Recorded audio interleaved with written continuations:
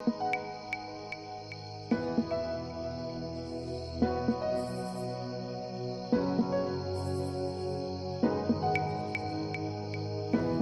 everyone, good afternoon. This is Bukola Bicroft Shofola again, and this is Psych Health, your #1 mental health show on YouTube, where we discuss how to live a healthy mental life. I hope you've been enjoying the past episodes and trust that this one is just going to be one of the best you have ever had to watch.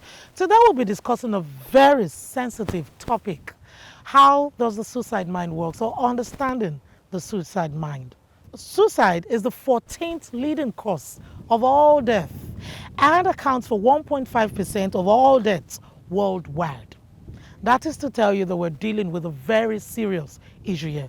The surprising thing about suicide is it is difficult to diagnose a suicidal mind. We'll go on a short break, and then when we return, we'll delve more deeply into this very sensitive topic of suicide.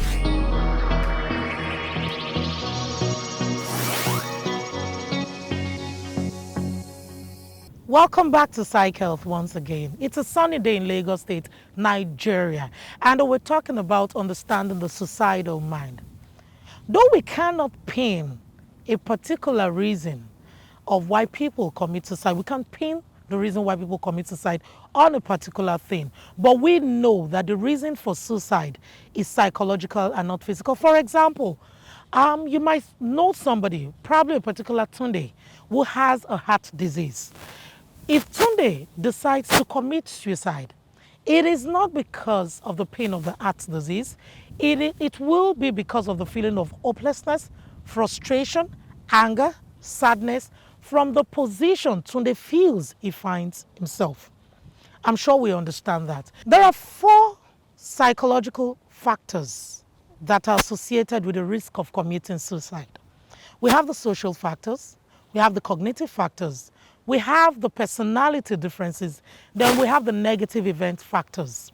When we talk of the social factor, we talk of people who feel socially isolated or people who isolate themselves socially, people who are not outgoing, people who tend to restrain themselves when it comes to, talking to people, forming relationships, going out to events, meeting people, and everything that has to do with social activities.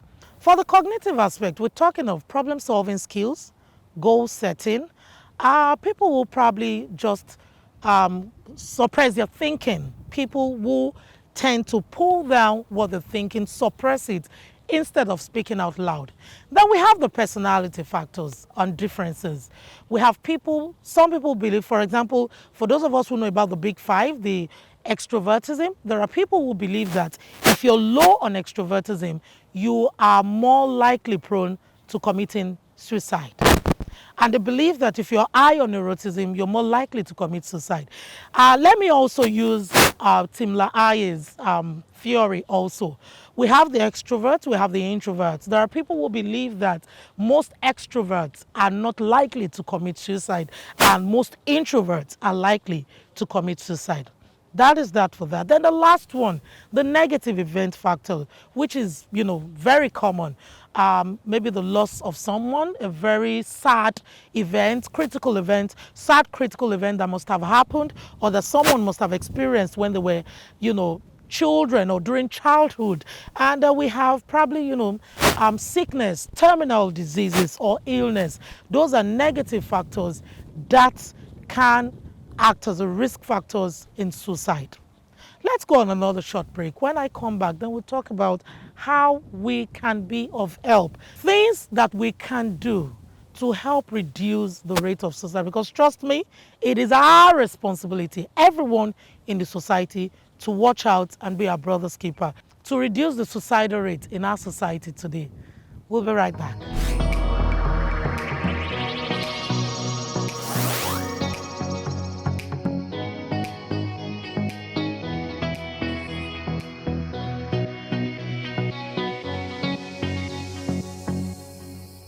Welcome back to Psych Health once again. We've talked about the 4 factors associated with the risk of suicide.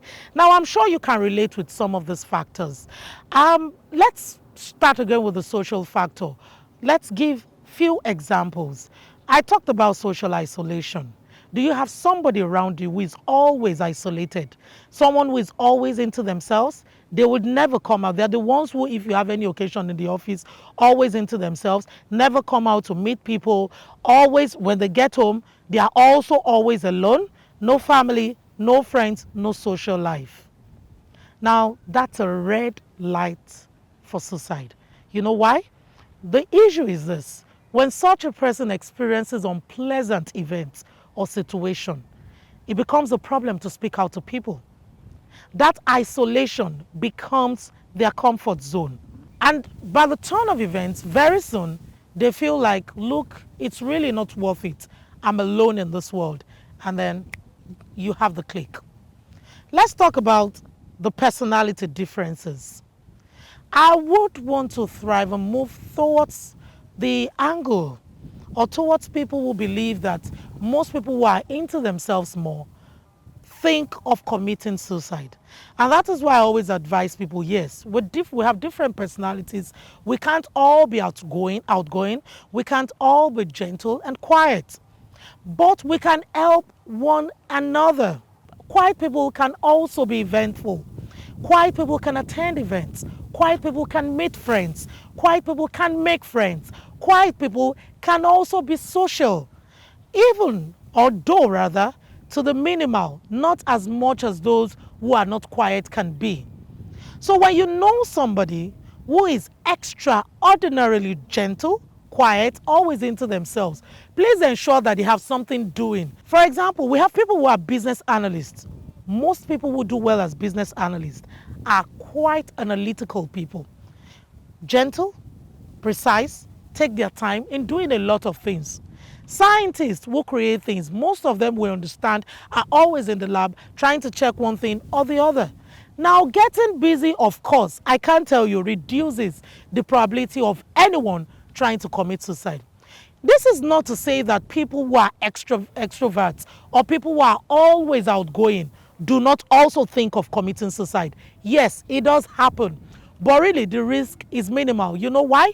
Because they can't even keep quiet about what they feel or what is going on. And that is one premise, that is one advice I keep giving. You see something, you feel something, it is no time to keep quiet. You must speak out and say something. Now let's go to the cognitive aspects. Those people who try to repress their thoughts, who try to suppress rather their thoughts. There's a thinking that comes to you. There's an issue that is going on around you. There's something you feel. There's an unpleasant event around you. And then you think suppressing it is the best? No. You have to speak out. You have to say something. Last but not the least is the negative event. You might have had experience rather of a negative event in your life, whether the loss of someone, the loss of a friend, the loss of a job, the loss of a business, even the loss of an investment. Yes, those also happen and those are part of life. But speaking out is the best solution.